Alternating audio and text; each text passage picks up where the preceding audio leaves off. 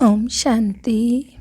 आज 6 दिसंबर की मुरली है। प्रातः मुरली ओम शांति बाप दादा मधुबन से।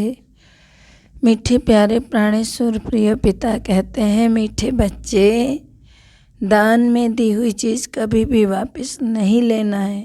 वापस लेंगे तो आशीर्वाद के बदले श्राप मिल जाएगा। प्रश्न है, कौन सा निश्चय पक्का हो जाए तो किसी भी विरोध का सामना कर सकते हैं। उत्तर है, अगर निश्चय हो जाए कि हमको भगवान मिला है, उसे याद करके हमें विकर्म विनाश करने हैं, तो विश्व की बादशाही लेनी है, तो सब अपोजिशन खत्म हो जाएंगे, सामना करने की शक्ति आ जाएगी। निश्चय की कमी है तो मूंझ जाते हैं, फिर ज्ञान को छोड़ भक्ति में लग जाते हैं। गीत है, तुम्हें पाके हमने जहाँ पा लिया है, जमी तो जमी आसमां पा लिया है। ओम शांति, ओम शांति। यह गीत कौन सुनते हैं? बच्चे सुनते हैं, वही अर्थ को भी समझते हैं। प्रजा भी जो सुनती है वह भी विश्व का मालिक बनती है। जैसे भारतवासी सब कहते हैं ना कि हमारा भारत, वैसे ही वहाँ भी यथा राजा रानी तथा प्रजा सब समझते हैं हम विश्व के मालिक हैं। उस समय फिर हिंदुस्तानी भी नहीं कहेंगे कि हम हिंदुस्तान के मालिक हैं। तो बाबा कहते हैं, वह गुलाम थे, राजाई सारी उन्हों के हाथ में थी। फिर हमारा राज्य रावण ने छीन लिया था, तो हमारा राज्य भाग्य जो था रावण ने छीन लिया था। जैसे यूरोप वासी जब आए थे तब की बात बाबा कह रहे।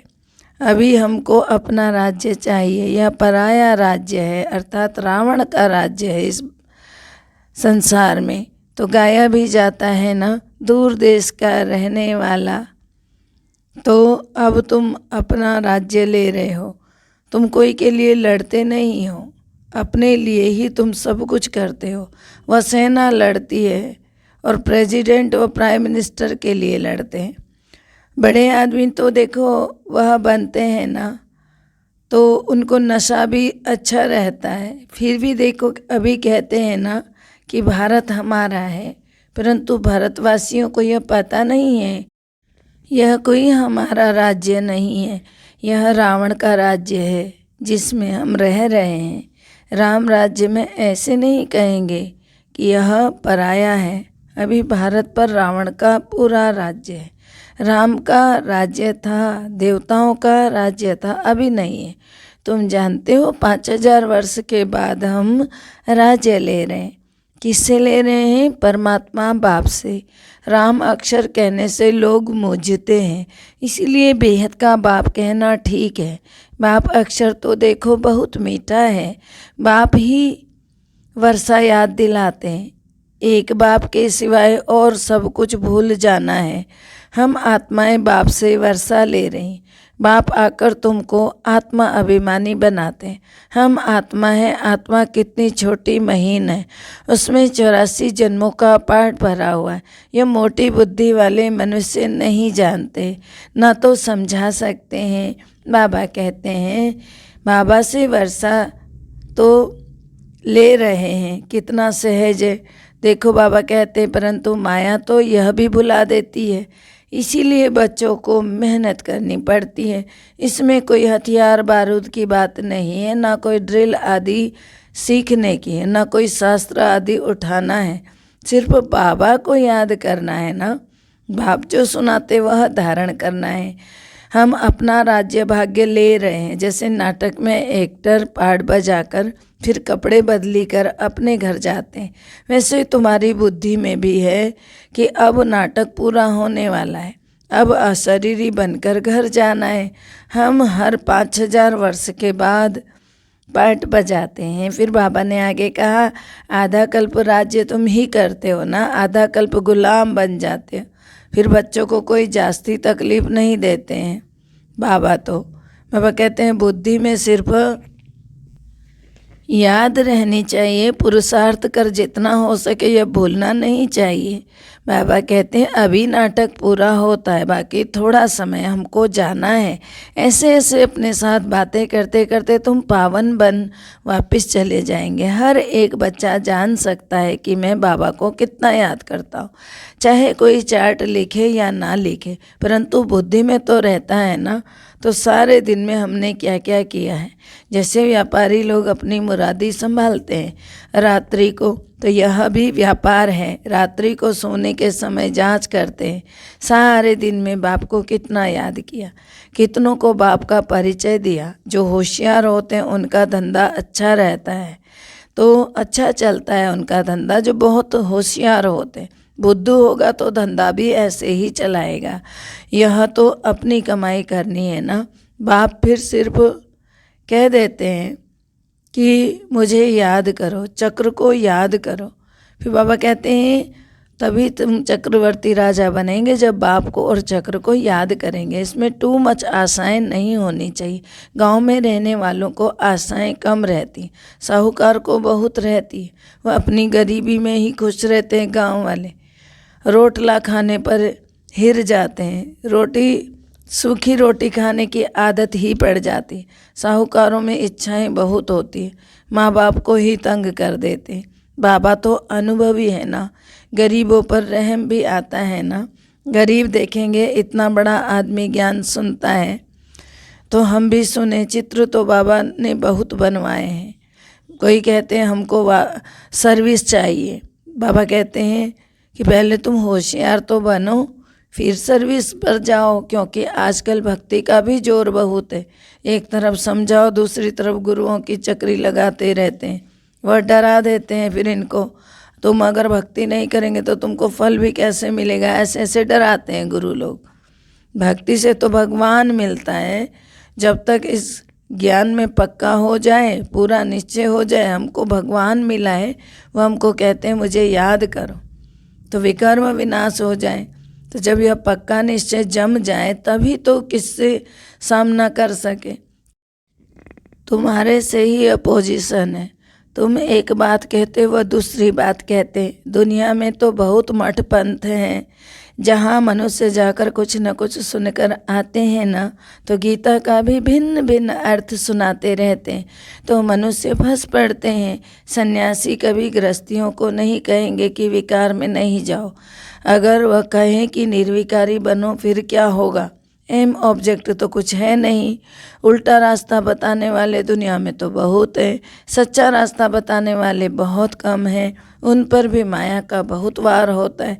दिल कहेगी कि पवित्र बने, परंतु माया बुद्धि को फिर आती रहेगी, बहुत खराब ख्यालात लाती रहेगी। माया की लड़ाई है, बहुत चलते चलते तूफान बहुत आते हैं। अगर कोई भी विकार का भूत अंदर होगा तो दिल को खाता रहेगा। कोई को कहेगा क्रोध का दान दो और खुद क्रोध करते रहेंगे, तो लोग कहेंगे तुम खुद क्रोध करते रहो, फिर औरों को कैसे कहते हो। तो क्रोध को भी तो छोड़ना ही पड़े ना। तो क्रोध कोई छिपा कर तो नहीं किया जा सकता, क्रोध तो सामने होता है। तो क्रोध में तो आवाज़ भी बहुत होता है, आपस में भी लड़ते हैं, एक दो को गाली देते हैं। बाबा देखते रहते हैं, क्रोध का भूत निकलता ही नहीं है। कोई हैं यहाँ सम्मुख बाबा के होते भी देखो क्रोध कर रहे होते हैं। बहुतों में क्रोध का देखो भूत बहुत आ जाता है। यह बहुत खराब है, तंग करते हैं। बाबा तो फिर प्यार से समझा देते हैं, अगर नाम बदनाम करेंगे तो फिर पद भी भ्रष्ट कर देंगे। तो यह तो समझाना चाहिए ना। तुमने 5 विकार बाबा को दान में दिया तो फिर वापस क्यों लेते हो। अगर फिर क्रोध कर लिया तो ग्रहण छूटेगा नहीं, वह फिर वृद्धि को पाता रहेगा। बाप की आशीर्वाद के बदले देखो श्राप मिल जाता है, क्योंकि बाप के साथ देखो धर्मराज भी है। यह भी ड्रामा में नूद है। क्रोध करना यह भी पाप है। जिनमें 5 विकार है ना, उनको पाप आत्मा कहा जाता है। सतयुग में है सब पुण्य आत्मा, वहाँ कोई पाप नहीं करते हैं। अभी तो देखो सिर पर पापों के का बोझा बहुत है जन्म जन्मांतर का, पहले योग बल से कट करना है। माया बड़ी खराब है, लोभ बहुतों में भरा पड़ा है, कपड़े का, जूते का, पाई पैसे का लोभ, तो झूठ ही बोलते रहते हैं। यह सब लोभ की निशानियां हैं। यहाँ तो सब कुछ मिलता है, बाहर में तो घर घर में खिटखिट लगी हुई है। संग भी बहुत खराब है, पति ब्राह्मण तो स्त्री शूद्र बन जाती है, स्त्री ब्राह्मणी तो पति शूद्र होता है। घर में ही हंस और बगुले होते हैं, बहुत खिटखिट करते रहते हैं। तो बाबा कहते हैं अपने को शांत रखने की युक्ति रखनी होती है। घर बार छोड़ना भी बाबा अलाउ नहीं करते हैं। ऐसे बहुत आश्रम में जहाँ बाल बच्चों सही जाकर रहते हैं, फिर भी खिटपिट तो सब जगह होती होगी ना। शांति तो कहाँ भी नहीं है। सच्ची सच्ची शांति, सुख, पवित्रता 21 जन्मों के लिए तुम बच्चों को अब मिल रही है, और ऐसी मत और कोई दे नहीं सकते हैं। बाबा कहते हैं, बाबा ने कहा मैं कितना दूर देश से तुम्हारे लिए आता हूँ सर्विस करने, तो तुम देखो तुमको सर्विस करनी है ना। प्रदर्शनी मेले बहुत नहीं समझते हैं, भल गवर्नर ओपनिंग करते हैं, परंतु यह थोड़ी बुद्धि में आता है कि इन्हों को परमात्मा पढ़ाते हैं ब्रह्मा द्वारा, जिससे कि विश्व का वर्षा मिलता है।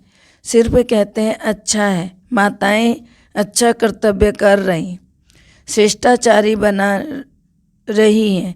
भले यह भी लिखते हैं कि मैं मानता हूँ कि गीता के भगवान ने यह बातें गाई हुई हैं, लिख दिया, परंतु बुद्धि में थोड़ी बैठता है। मान भी लेंगे कि यही शिव बाबा ही गीता के भगवान है, फिर भी बुद्धि में नहीं बैठ रही होती, फिर और तरफ बुद्धि जाती है, ना पुरुषार्थ चलता है समझने का। तुम्हारी बुद्धि में है कि शिव बाबा ब्रह्मा द्वारा कहते हैं कि मुझे याद करो, तो तुम यह लक्ष्मी नारायण बनेंगे। ये पैगाम सबको सुनाना है। तुम पैगंबर के बच्चे हो, और जो भी आते हैं वह धर्म स्थापक हैं। तुम सबको यह मैसेज सुनाओ कि बाबा स्वर्ग नई दुनिया की स्थापना कर रहे हैं। तो बाबा कहते हैं अगर तुम मुझे याद करेंगे और पवित्र रहेंगे तो तुम भी स्वर्ग के मालिक बन जाएंगे। घड़ी घड़ी यह ख्यालात चलने चाहिए। कच्ची अवस्था होने के कारण धंधे धोरी में जाते हैं तो सभी कुछ भूल जाते हैं बाबा की बातें। फिर बाबा ने कहा जो कुछ महावाक्य सुनते हैं वह भी व्यर्थ नहीं जाते हैं। एक एक रत्न कम नहीं है, एक रत्न भी स्वर्ग का मालिक बना सकता है। गाते भी है ना, भारत हमारा बहुत ऊंचा देश है। तुम जानते हो हमारा भारत जो स्वर्ग था वह अब नर्क बना है। फिर बाबा कहते हैं अभी फिर माँ में कम याद करोगे ना तो विकर्म तुम्हारे सारे विनाश हो जाएंगे। प्रजा तो बहुत ढेर बनती जाती है, वृद्धि भी होती रहती है, सेंटर्स खुलते ही रहते हैं। बाप भी कहते हैं गांव में जाकर सर्विस करो। ऐसे बहुत गांव हैं जहां मिलकर क्लास करते हैं। फिर बाबा को पत्र भी लिखते हैं। तो बच्चों का काम है ब्राह्मण धर्म को बढ़ाना ताकि सब मनुष्य देवता बन जाए। यहाँ वाला जो होगा वह सत्संगों में नहीं फंसेगा। बाबा का बनने वाला होगा तो वह सत्संगों में कभी नहीं जाएगा। यहाँ मुख्य बात है पवित्रता की। इस पर ही बाबा कहते हैं इस पर ही बाप बच्चों के और स्त्री पुरुष के और पुरुष स्त्री के दुश्मन बन पड़ते हैं। गवर्नमेंट भी कहती है यह क्या करते हैं, यह क्यों होता है, परंतु धर्म में इंटरफेयर तो कर नहीं सकते हैं। स्वराज्य तो स्थापन कर ही लेंगे। पहले जो लड़ाई लगी है और इसमें रात दिन का फ़र्क है। पहले लड़ाई जो लगी वो लगी, अभी जो लड़ाई लगनी है उसमें बहुत फ़र्क है। ये बॉम्ब शादी पहले नहीं थे। तुम जानते हो हमारे राज्य में लड़ाई का नाम निशान भी नहीं होगा। सतयुग त्रेता सुख है, फिर द्वापर है दुख की शुरुआत, कलयुग भी दुख है। कलयुग तो घोर दुख है। नई दुनिया और पुरानी दुनिया, तो नई दुनिया सतयुग त्रेता, पुरानी दुनिया द्वापर कलयुग। दुनिया एक ही है, उसमें फ़र्क आ जाता, परिवर्तन आता, बदलाव आता है। सिर्फ विचारधाराएं गंदी और अच्छी हो जाती हैं तो उससे सारे संसार में भी वही उतार चढ़ाव बनते हैं। तो बाबा कहते हैं सिर्फ नई और पुरानी दुनिया बनती है। अब पुरानी दुनिया विनाश हो नई बनने वाली है। यह पुरानी दुनिया अब कोई काम की नहीं रही। क्योंकि यह दुनिया अब गिरने वाली है, फिर नई दुनिया चाहिए। दिल्ली में देखो कितने बार नए महल बने होंगे, जो आते हैं वह तोड़ फोड़ करके फिर अपना नया बनाते हैं यादगार के लिए। जब बड़ी लड़ाई लगेगी तो यह सब टूट फूट जाएगा, फिर नई दुनिया में नए महल बनाए जाएंगे। बाबा कहते हैं फिर जितना जो पढ़ेगा उतना उच्च पद पाएगा। कोई अच्छा पढ़ते हैं, कोई कम पढ़ते, यह तो चलता रहता है। तो बच्चे यह पक्का याद रखो कि हमने अब 84 जन्म पूरे किए हैं। अब हमको कहाँ जाना है? वापस घर जाना है। घर कहाँ है? परम धाम। फिर वहाँ से कहाँ आना है? नई दुनिया में। तो बाबा ने कहा यह पुराना शरीर छोड़ हम अपने घर जाएं, ऐसी पक्की अवस्था हो जाए, फिर और क्या चाहिए। ऐसी अवस्था में कोई शरीर भी छोड़े तो बहुत उच्च कुल में जन्म लेंगे। अच्छा, मीठे मीठे सिकलदे बच्चों प्रति माता पिता बाप दादा का याद प्यार और गुड मॉर्निंग। रूहानी बाप की रूहानी बच्चों को नमस्ते। हम रूहानी बच्चों की रूहानी बाप दादा को दिल व जान से, सिक व प्रेम से याद प्यार नमस्ते, good morning, diamond morning, Om Shanti. शुक्रिया बाबा, शुक्रिया मीठे प्यारे बाबा। धारणा है, पहला है अपनी कमाई जमा करने के लिए बाप और चक्र को याद करते रहना है। माया की चक्री में कभी नहीं आना है, टू मच आशाएं भी नहीं रखनी है। दूसरा है मनुष्य को देवता बनाने के लिए अपने ब्राह्मण धर्म को बढ़ाना है, गांव गांव में जाकर सेवा करनी है। मीठे प्यारे बाबा का वरदान है, बार बार हार खाने के बजाय बलिहार जाने वाले मास्टर सर्वशक्तिवान विजयी भव। बार बार हार खाने के बजाय बलिहार जाने वाले मास्टर सर्वशक्तिवान विजयी भव। स्वयं को सदा विजयी रत्न समझकर हर संकल्प और हर कर्म करो तो कभी भी हार नहीं हो सकती। मास्टर सर्वशक्तिवान कभी हार नहीं खा सकते। यदि बार बार हार होती है तो धर्मराज की मार खानी पड़ेगी, और हार खाने वालों को भविष्य में हार बनाने पड़ेंगे। द्वापर से अनेक मूर्तियों को हार पहनाने पड़ेंगे, अर्थात भक्त बन जाएंगे। इसीलिए हार खाने के बजाय बलिहार हो जाओ, अपने संपूर्ण स्वरूप को धारण करने की प्रतिज्ञा करो तो विजयी बन जाएंगे। स्लोगन है, कब शब्द कमजोरी सिद्ध करता है, इसलिए कब करेंगे नहीं, अब करना ही है।